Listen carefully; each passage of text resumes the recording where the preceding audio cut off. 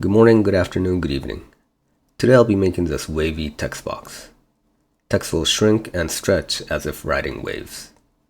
Frequency and amplitude of the waves are independently controllable, but if you do some parameter matching, text lines will synchronize as seen on screen. It is a chillaxing effect, and one you can kind of stare at it all day. Alright, let's get into it.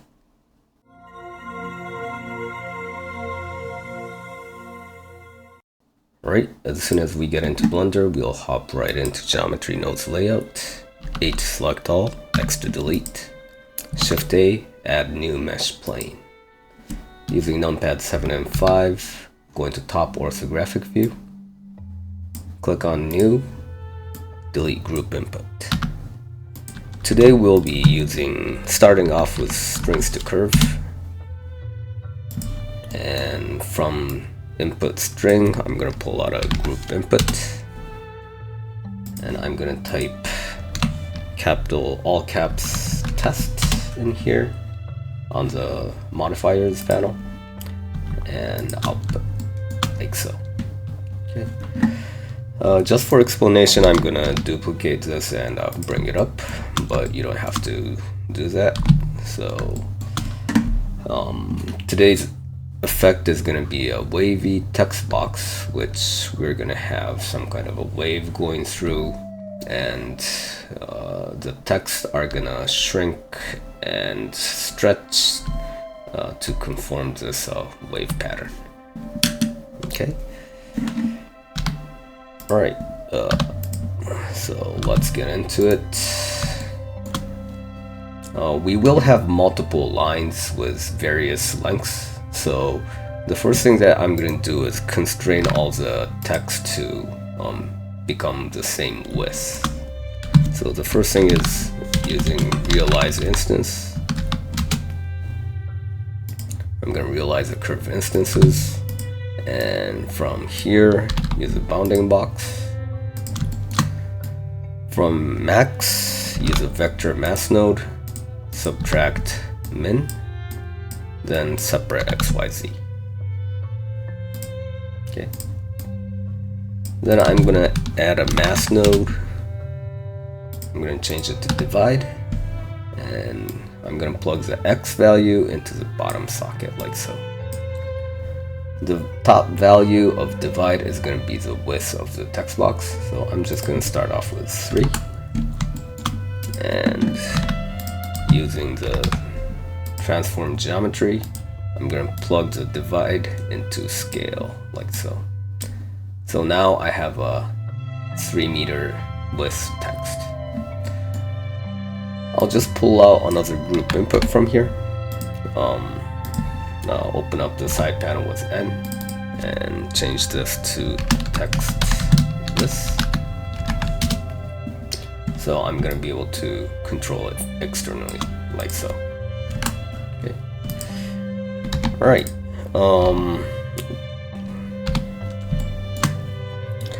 So we're prepared to start moving some vertices.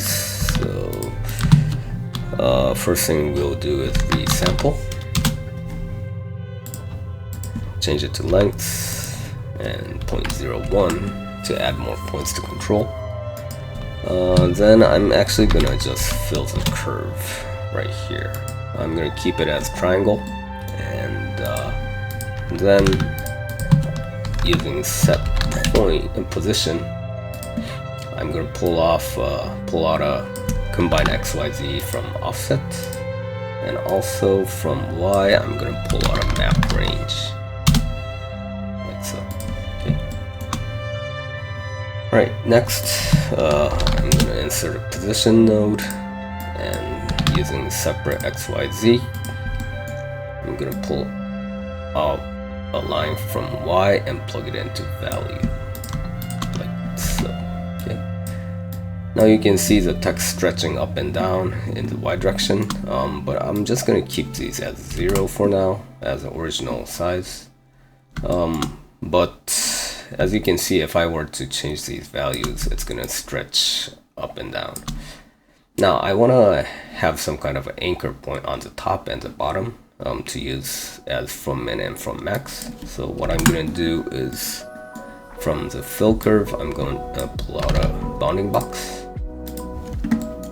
From min, grab a separate XYZ, and using the value of y, I'm going to plug it into from min. Okay, so min, y, from min, like so. Gonna do the same for max, so I'm gonna plug it into from max, like so. Okay. Right now, the starting point of stretch and shrinking is basically anchored to the bounding box. So now I'm gonna start making some waves. So in order to make some waves, I'm gonna use a position node. Grab a separate XYZ. From X, I'm gonna get a sine, mass node sine function. Then I'm gonna plug it into 2max. Okay. So now you can see that the text is stretching based on the sine wave right here. So what I can do now is add another mass node, pop it in here, change it to multiply, and change the frequency of the sine, like so. Okay.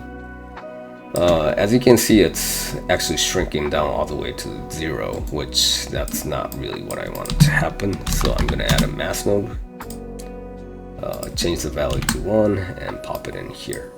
So now it's not gonna shrink to the small, well, shrink less than the original size. Okay, the smallest it's gonna be is gonna be the original size right here. Okay, right.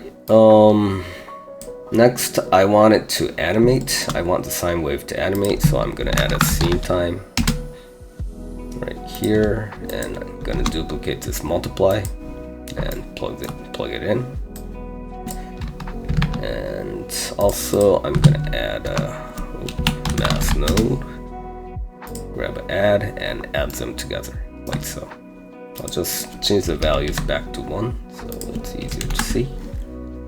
And now if I were to run the animation, you can see the top side of this text is fluctuating with the sine wave.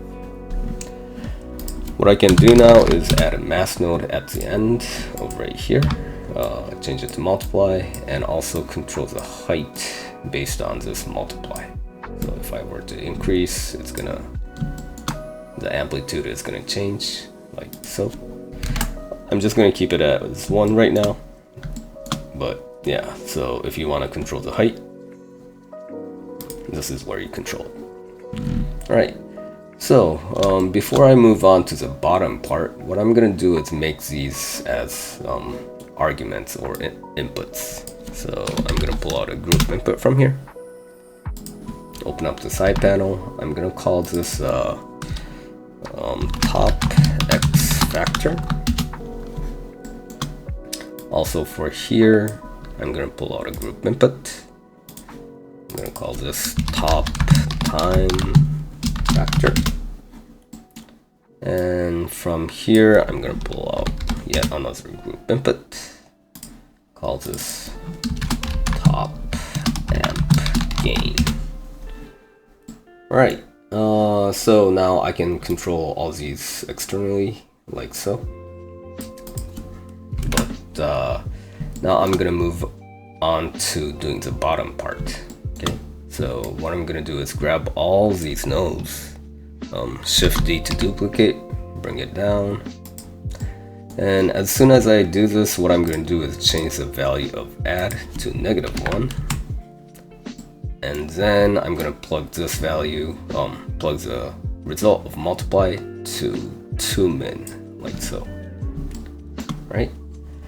Now you can see the bottom part is also moving around, but I want it to be able to control the top and bottom separately. So what I'm going to do is delete these 3 group input nodes and pull out, well, group input nodes. So I'm going to call this one the bottom X factor.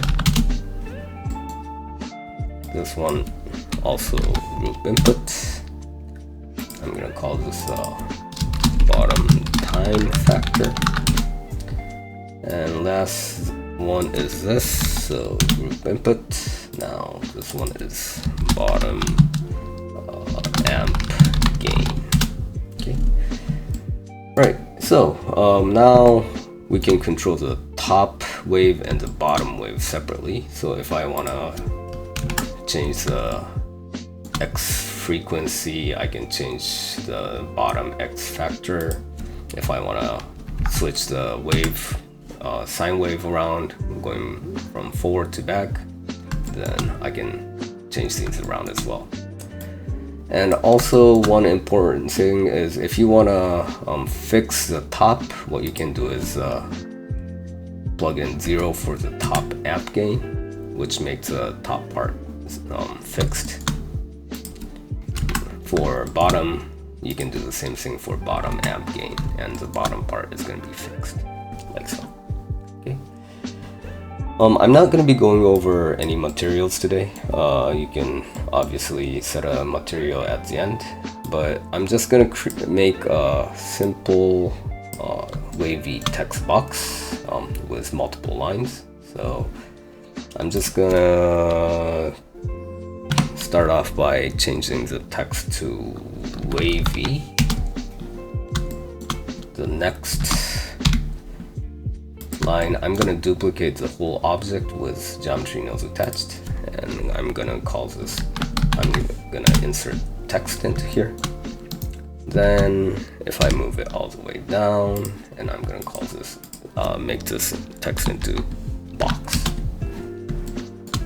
Right, so I want it all to synchronize, not in this format, but what I'm gonna do is for the top wavy text, I'm gonna stabilize or fix the top by changing the top amp gain to 0. And I'm just gonna set the bottom factor and gains all to 1, okay?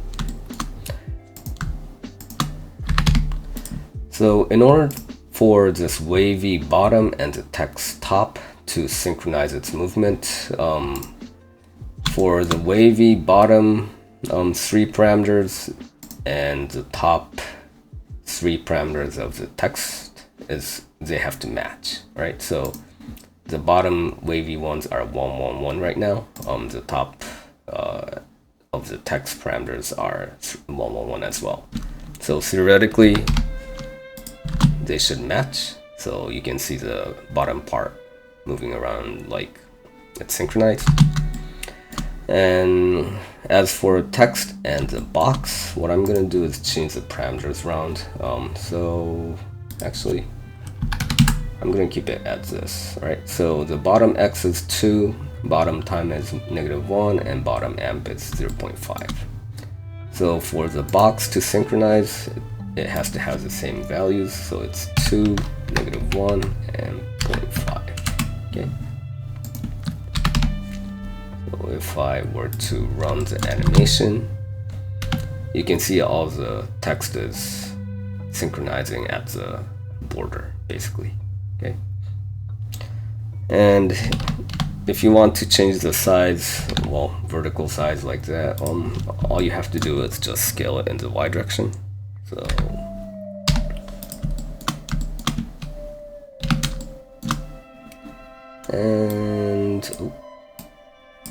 and of course you can change the font around, choose whatever you like. Right. Okay, cool. Yeah, so this is kind of how you can make a crazy looking wavy text box.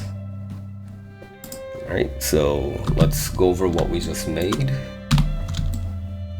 Alright, let me move it around. Okay. So, this is basically it. The first part's basically fixing the width, and the movement is all created by this set position, basically. The key note is this map range. If you understand how this works, and basically you'll understand how the whole package works. But yeah, this is it.